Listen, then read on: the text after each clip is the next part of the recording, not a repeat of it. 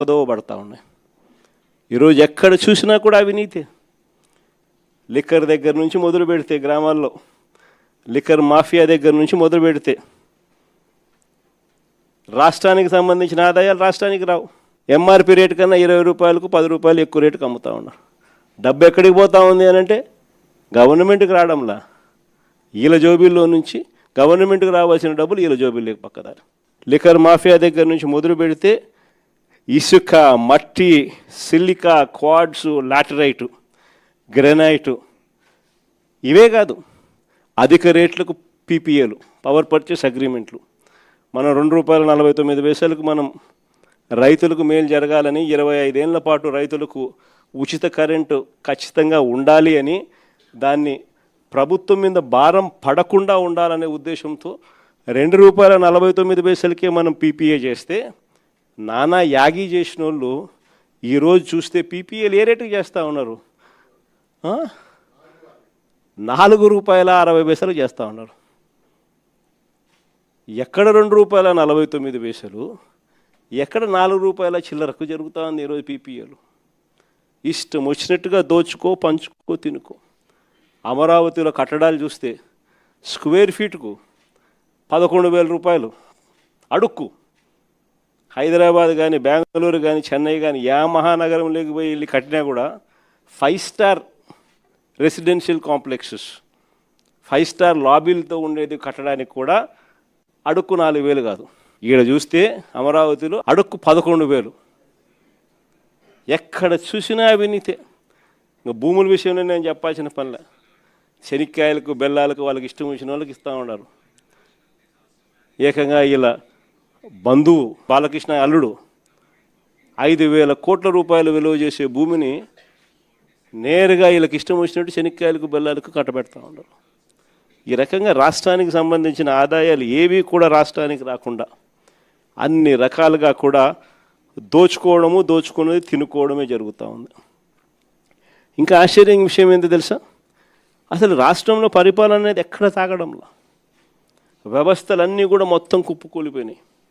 ఈరోజు పిల్లల చదువుల గురించి ఎవరు పట్టించుకోవడంలా, ఫీజు రీయింబర్స్మెంట్ అందక ఏకంగా ఫీజులు కట్టలేని పరిస్థితిలో పిల్లలు చదువులు మానేస్తూ ఉన్న పరిస్థితులు ఈరోజు మొట్టమొదటిసారిగా చూస్తూ ఉన్నాం.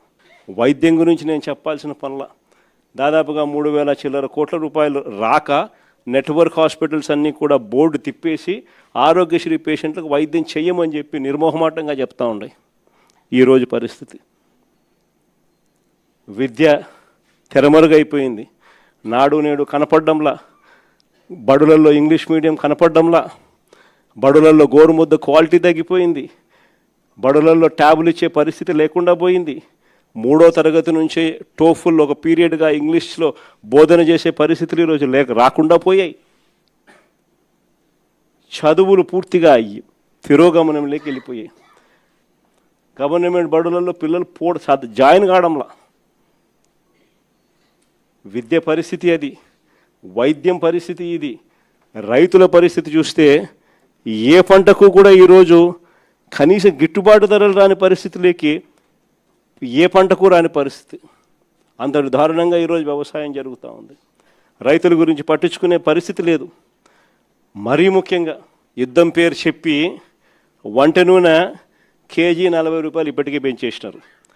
పప్పుల ధరలు ఇప్పటికే కేజీ ₹15 నుంచి ₹20 పెరిగిపోయింది. ఉచిత గ్యాస్కు దిక్కు లేదు. కానీ ఈ మనిషి ఈరోజు గ్యాస్ కొనాలనుకున్నా కూడా బ్లాక్లో 2,000 ఇస్తావా, ₹3,000 ఇస్తావా అని చెప్పి అడిగే పరిస్థితిలోకి ఇప్పుడే వెళ్ళిపోయింది. ఒకవైపున గ్యాస్ పరిస్థితే, ఈయన గ్యాస్ మాటలతో, గ్యాస్ లైటింగ్తో ఇప్పటికీ ఈ పరిస్థితి ఉంటే, ఈ పెద్ద మనిషి ఇప్పుడు కిరోసిన్ ఇస్తాడంట. 1 లీటర్ కిరోసిన్ ఇస్తాడు, పండగ చేసుకోమంటాడు. అసలు కిరోసిన్ ఇస్తే స్టవ్లు ఆడుంటాయి. అందరికీ గ్యాస్ స్టవ్లు ఉన్న పరిస్థితి నుంచి ఇప్పుడు కిరోసిన్ స్టవ్లు కిరోసిన్ స్టవ్లు లేవు.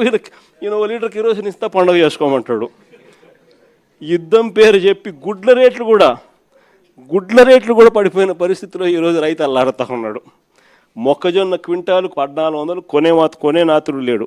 కొక్కోకు ధర లేదు, శనగ పంటకు ధర లేదు, అరటి పంటకు ధర లేదు, టమాటో పంటకు ధర లేదు. రైతుల పరిస్థితి ఇది. అయినా పాలన మీద ఏమాత్రం ధ్యాస లేదు. ఈ మనిషి చంద్రబాబు నాయుడు గారి పాలనలో ఈరోజు పాలనంతా ఒకవైపు ఇట్లా కనపడుతూ ఉంటుంది. మాటలు చూస్తే మాత్రం కోటలు దాటుతాయి. ఈ మధ్యకాలంలో మీ అందరికీ కూడా